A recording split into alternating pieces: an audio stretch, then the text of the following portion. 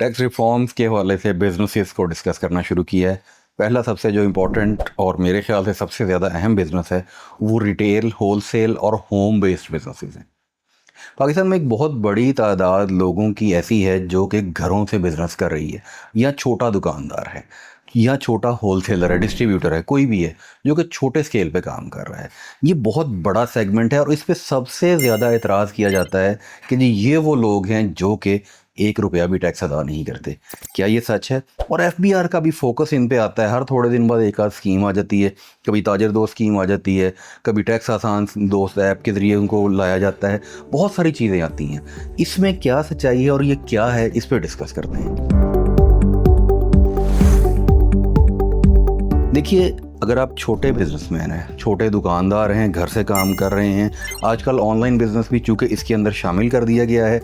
पिछले साल बजट में ऑनलाइन मार्केट प्लेस को रियल मार्केट प्लेस का दर्जा दे दिया गया था, इसलिए मैं ऑनलाइन जो छोटा काम करने वाले हैं उनको भी इसी कैटेगरी में रख रहा हूँ। जो दुकानदार है, जो घर से काम कर रहा है और जो ऑनलाइन काम कर रहा है, आज हम इन तीनों को डिस्कस करेंगे।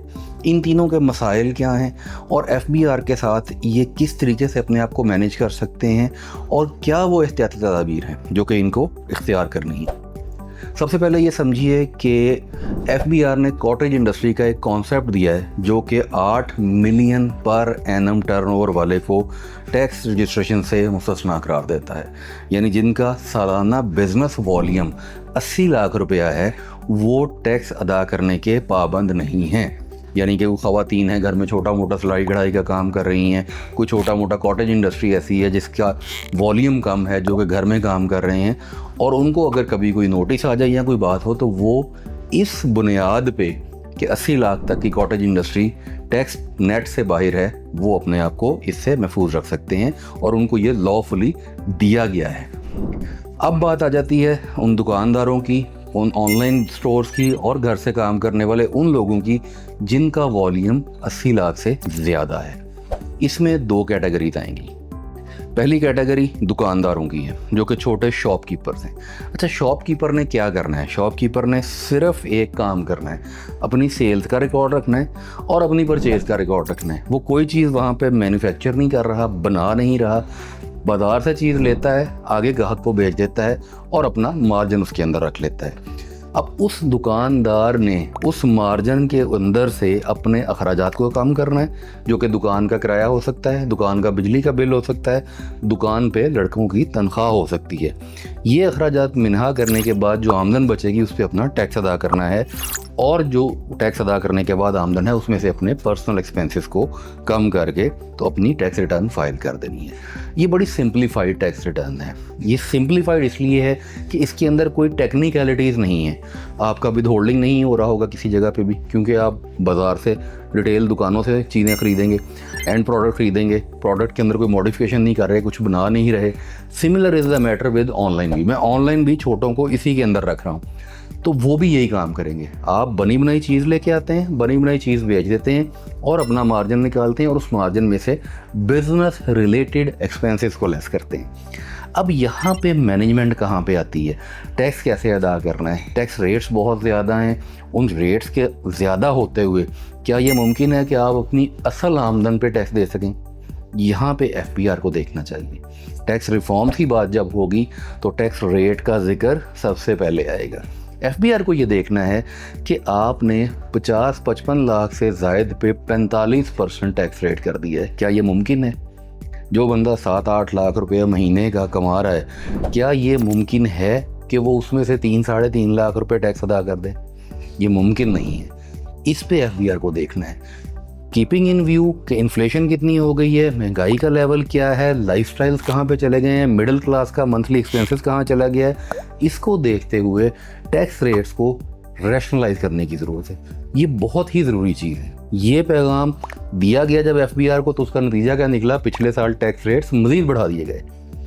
यानी जहाँ पे टैक्स रेट्स बढ़ाए गए उसके साथ साथ ये पहले हाईएस्ट रेट 35% था, जो कि लास्ट ईयर से 45% कर दिया गया।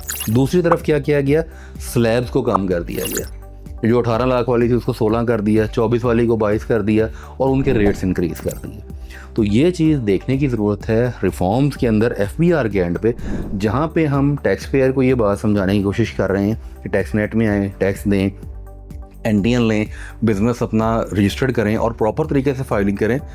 वहीं पर जनाबे वाला FBR को भी ये देखने की ज़रूरत है कि आप क्या कर रहे हैं, आपके टैक्स रेट क्या वाकई रियलिस्टिक हैं।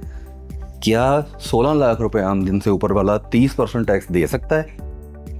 ये चीज़ देखने की ज़रूरत है। आपने एग्जाम्पशन 6 लाख पे मेंटेन रखी हुई है, 50,000 रुपये पर मंथ वाले को आज भी आप एग्जाम करार दे रहे हैं। 12 लाख पे टैक्स रेट क्या है, 16 लाख पे क्या है, 22 लाख पे क्या है। ज़रा एक दफ़ा टैक्स रेट मुलाहिजा कीजिए और उसके बाद ख़ुद से अंदाज़ा लगाइए कि क्या ये टैक्स रेट होते हुए कोई भी टैक्स पेयर अपना असल जो बिज़नेस है वो आपको बताएगा?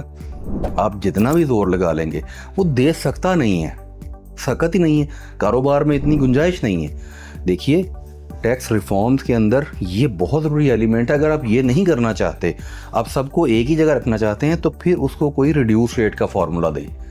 जैसे FMCG में दिया है, आपने टर्नओवर पे रिड्यूस रेट का फार्मूला दिया है।